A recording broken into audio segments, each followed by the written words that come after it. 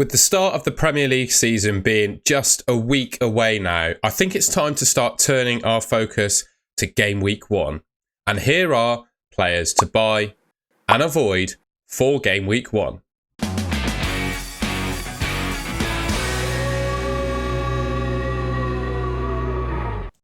So before I get into talking about individual players, if you've watched any of my videos from recent days, you'll have seen that I've been heavily promoting these graphics from Rob T FPL on X. What Rob T FPL does is draws data from spread betting markets. So essentially, this is what the bookmakers are projecting in terms of players getting goal involvements this season. And the reason I like looking at the bookmakers' projections is quite simply, they invest the most money of any organisation, any industry in projecting the outcome of football matches. Ultimately, you know, it's a question of profits for them. They want to win as much money from people losing bets, basically. So naturally, they're going to invest as much money as possible in trying to get the best projections possible. So, I mean, if you're looking for, you know, the best quality, most accurate projections, you know, you can never be 100% sure. But this is kind of your source as to where you should be going.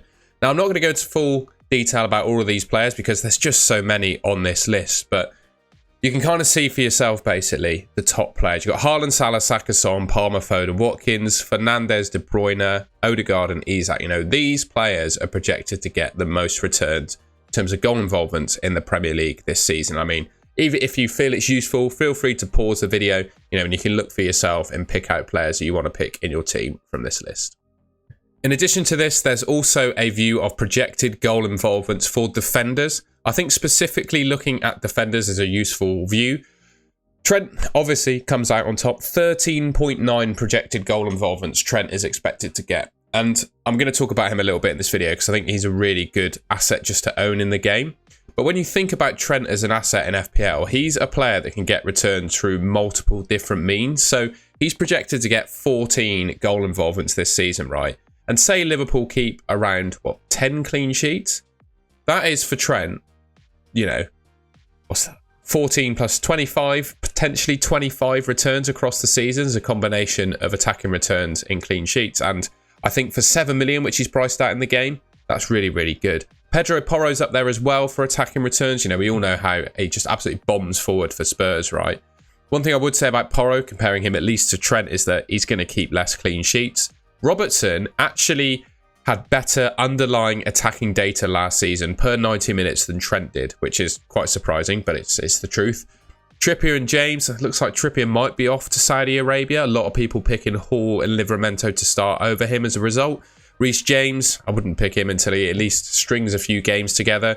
Then you got Guardiola there as well. One thing I would say, Guardiola only projected to get 6.8 goal involvements this season.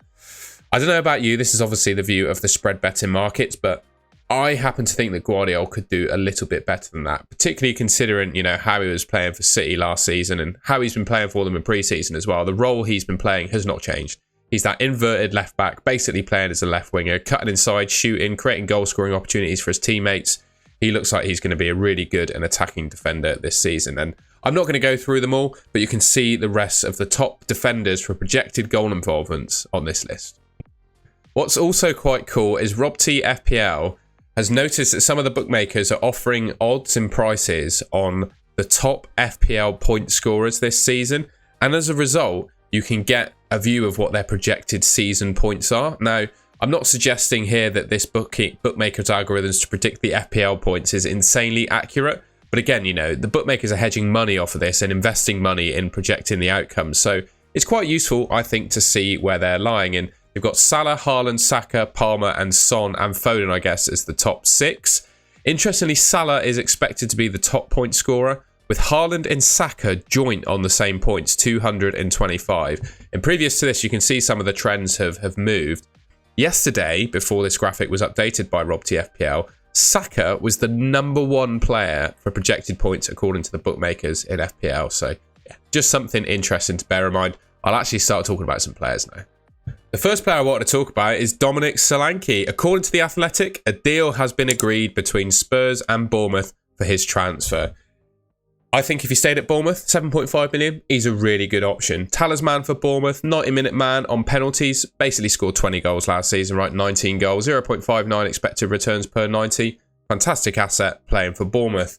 For Spurs, I think he could be even better, you know. I think Spurs are a more creative team in terms of creating chances than Bournemouth are, and from an open play perspective at least, I think Solanke will get a chance to score more goals. But he may well lose his penalty taking attributes, purely because, you know, Spurs have Son. Son is the Spurs talisman and currently their penalty taker. So, yeah, you'd ask questions, I guess. If Solanke moves to Spurs, does he take penalties? But I think, regardless of which club he's at, 7.5 million is going to prove to be a good price. The one thing I would say, if he moves to Spurs in the next sort of week, with the Premier League beginning only a week away, is he going to start that first game? Because I think if you're going to pick him in your team, you need to be pretty damn sure that he's going to start that first game. And given, you know, will only have had a few days, if it does happen, to bed himself into that Spurs team, I'd question whether he'd be a nailed-on starter, particularly when they've got, you know, Richarlison and Son that can both play that centre-forward spot already. I wouldn't imagine Postecoglou rushes him straight in. He probably maybe benches him for the first, maybe second fixture as well, and eases him into that starting lineup. But across the season, I think regardless of which club he's playing for, Solanke is going to prove to be a really good option. Next up is a player, I think one of maybe two players that have been alongside Alexander Isak, who I'm not even going to talk about in this video because I think he's so obvious, you just need to pick him.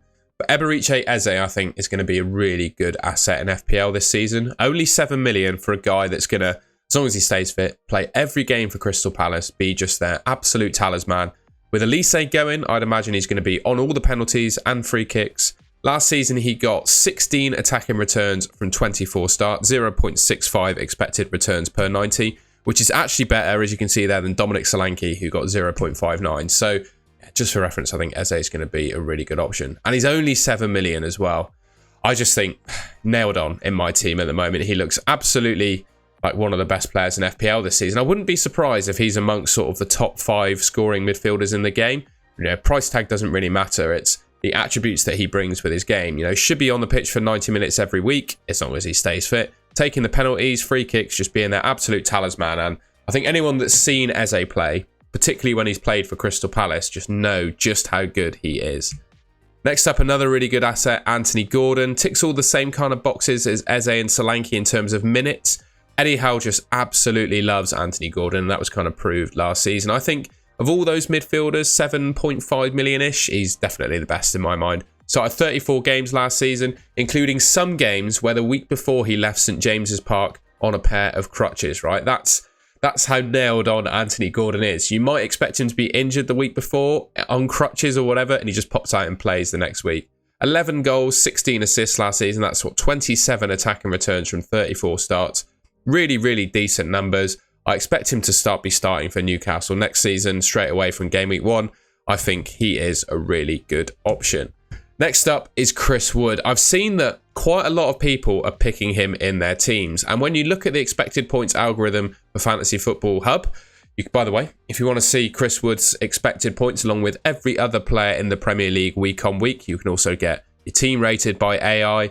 There's so many features available to you on Fantasy Football Hub to really help you improve your FPL game. There's a 50% off link to sign up in my description. So yeah, check that out if you want to get 50% off a sign up. It helps both yourself and your FPL game and helps support the channel as well. So Chris Wood then, he is, well, the numbers he put up last season at least are really, really good. 14 goals from 20 starts is a really, really good record, particularly for a striker that's priced at just 6 million. So there's nothing I can do to argue the case that you shouldn't pick Chris Wood when I look at his numbers. However, the one argument for not picking Chris Wood is Awoniyi. I think Awoniyi is actually a better centre-forward than Chris Wood is. And I think at some point during the season, especially at the start of the season, he could well get some minutes. To be honest, if Awoniyi's fit for game week 1, I imagine that Wood starts, but Awoniyi comes off the bench in like the 60th, 70th minute, particularly if Chris Wood doesn't score in that first fixture. And then it could quite easily be some straight competition between the two of them and they share each other's minutes. And for me, if I was picking Chris Wood, I would be worried about his chances of starting every game. I know he's probably going to start, I'd say, at least the first 2 game weeks based off the form he was in last season. But beyond that, I would say there's a little bit of uncertainty chucked in by Awoniyi. So, it's a players to buy and avoid video. I would definitely say Chris Wood is a buyable player, but you really have to be careful about his minutes, and Taiwo Awoniyi is his competition, so that would be a case to avoid him. Now, this guy, Morgan Rogers, is being tipped to be this season's Cole Palmer, particularly in terms of FPL at least. He's in some really good form in this pre-season, and with Diaby signing for the Saudi Arabian club, I can't remember exactly where he's gone, but he's left. He's joined a Saudi Arabian club. And I think that leaves a spot open for Rogers to become a regular starter for Aston Villa. And if he does, I think 5 million is really good value. It's clear to me at least that Emery really likes him. I think he probably does start the first fixture, and then it depends on his form and performances as to whether he stays in the team, I would say. And like I said, I think there are definitely questions being asked considering his price tag and etc. Questions being asked as to whether he could potentially be this season's Cole Palmer. The numbers he put up last season were pretty good. 4 attacking returns from 8 starts, although he did massively overperform his expected data. And then the first 3 fixtures, he's got Arsenal at home game week 2, which is tough, but at 5 million, you could quite easily bench him when he's got a tough fixture. And either side of that, he's got West Ham and Leicester, which are marked as green fixtures on the ticker. So I think he could be a really good option and is one of the standouts at the 5 million price point. Next up, I've spoken about him already when going through the defender goal involvement odds, but Trent Alexander-Arnold at 7 million, I think is really, really good value. Last season, I would actually suggest was one of his more disappointing seasons in the Premier League, and he still came out with 16 attacking returns from 25 starts for 7 million. One thing I would say about Trent, and I kind of covered it earlier on in the video, he is a player that can reliably get returns through 3 different means. He's obviously, when he's fit, absolutely nailed on to start for Liverpool in my mind. Whether he plays at left, right back, I didn't say he played left back, I didn't really play at left back, but whether he plays at right back or in the midfield, that's kind of the only question you'd ask. But he's going to play every game that he's fit for in my mind.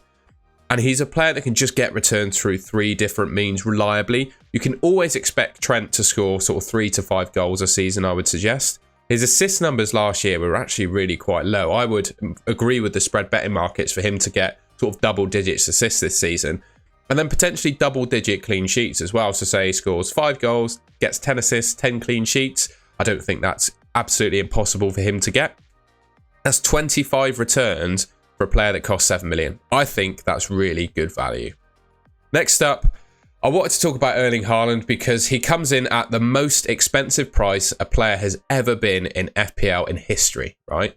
Which for a lot of people has put them off going for him. I can completely understand why you would be put off doing it, and particularly considering he's got Chelsea away in game week 1. Now, I'm not saying Chelsea are going to be world beaters and win the game, but I do always think Stamford Bridge is a really tough place to go, and not many teams go to Stamford Bridge and score an absolute boatload of goals. It's usually quite a tough place to go when it comes to scoring goals, and as a result, you'd probably be put off going for Haaland in game week 1. But then you look at just a little bit ahead of time. He's got Ipswich in game week 2, West Ham away in game week 3, and Brentford at home in game week 4. I would suggest game weeks 2, 3, and 4, he's the best captain. And I know he's really expensive, 15 million, right? But one of the most points-bearing things in FPL, I would say, is who you pick as your captain. That can really define how well you do across the season as to whether you get your captaincies right. And for me, owning the best captains week on week is really important, particularly at the beginning of the game. You can bank up to 5 free transfers now in FPL.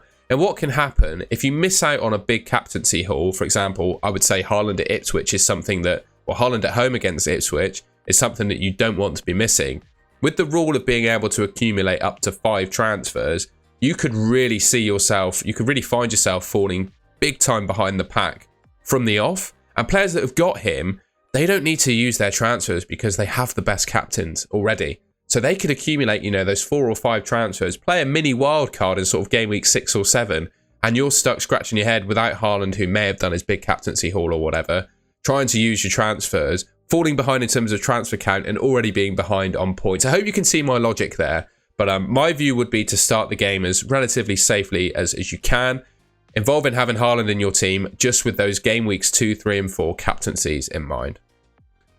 Now, one player that could prove to be a good asset throughout the season, I think, is Darwin Núñez.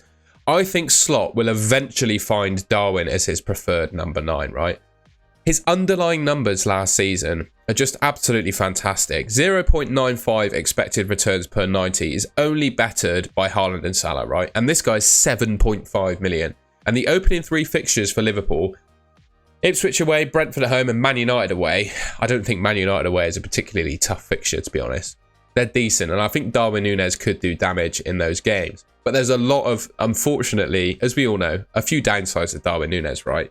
He always underperforms his expected goals data because, unfortunately, he's a pretty poor finisher. He misses a lot of big chances. Although, I bet you didn't know, Haaland actually missed more big chances than Darwin Núñez did last season. And I would also, just at the start of the season, like I said, I do feel like Slot is going to make Darwin Núñez his first choice number 9. But you just have to question exactly what formation, well, not what formation, but exactly how that Liverpool front 3 line up, because there are 5 or 6 options for players that can play in those positions. So I'd probably hold off Darwin Núñez, or hold off from picking him at the start of the season. Wait to see how things play out for Liverpool. See if he actually gains some confidence with his finishing. And if he does, if all those boxes are ticked, 7.5 million for Darwin Núñez is going to be a bargain. Next up, a player that I don't think is actually all that popular, but he does come quite highly in terms of projected goal involvements across the season and expected FPL points according to those bookmakers' odds. Kevin De Bruyne. Now, I'm not questioning, right? He's one of, if not the best player in the Premier League, and of course applies to for Man City, but he's proven to be injury prone in recent seasons and has had his minutes managed, try and say that quickly, quite heavily. I wouldn't want to pick a player that's injury prone and has their minutes managed, basically. And also, I think there are other better players that you can pick from Man City, namely Guardiola, Phil Foden. I'm getting my words all jumbled up here. Phil Foden and Erling Haaland, right? I'd say that's the prime Man City triple up. And with Kevin De Bruyne, total returns across the season, right? He may well actually do better than Phil Foden, but a lot of his returns are assists, which are less points bearing than goals are. So for me, I would prefer Phil Foden over Kevin De Bruyne, purely because I think the total level of returns they get across the season will probably be fairly even, but Phil Foden is going to score more goals in my mind. You can see it there. Kevin De Bruyne only scored 4 goals from 15 starts. Yes, he got 10 assists, but he only got those 4 goals. And as we all know, goals are more points bearing than assists, particularly for midfielders. All right, Cole Palmer is another player I wanted to talk about. Now, again, I'm not going to deny that he's a great player and a good FPL option, right? If you pick Cole Palmer in your FPL team, he's going to score you points. But I do just have a few questions about him. Number one, do you think he can replicate the numbers that he put up in the Premier League last season, right? Christopher Nkunku is back fit and raring to go for Chelsea now. Had a really, really strong pre-season. I've just read on Twitter, literally in the last minute, that Chelsea are lining up a transfer for Pedro Neto. So they're going to have so many more creative and goal-scoring players in their team, which I think could potentially take away from Cole Palmer's level of returns. He's still going to be the Chelsea talisman. He's still going to take their penalties and probably stand over a fair few of their free kicks.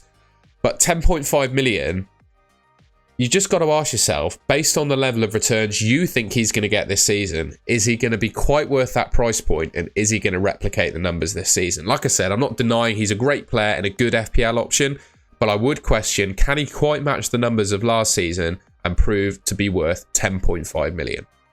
Can't not mention the greatest, well, in my mind, the greatest FPL asset in all time, and that's Mo Salah. His first fixture is against a newly promoted team in Ipswich. I think he's probably the best captain, really, when it comes to Game Week 1. He's the Liverpool penalty taker, the absolute talisman, one of 2 players in the league with over 1 expected returns per 90. Like I mentioned when I talked about Darwin Núñez, it's both him and Haaland. I would say there is one question mark about Salah, and to be honest, I wouldn't worry about him, particularly for Game Weeks 1 and 2. Ipswich away and Brentford at home, 2 really, really nice fixtures.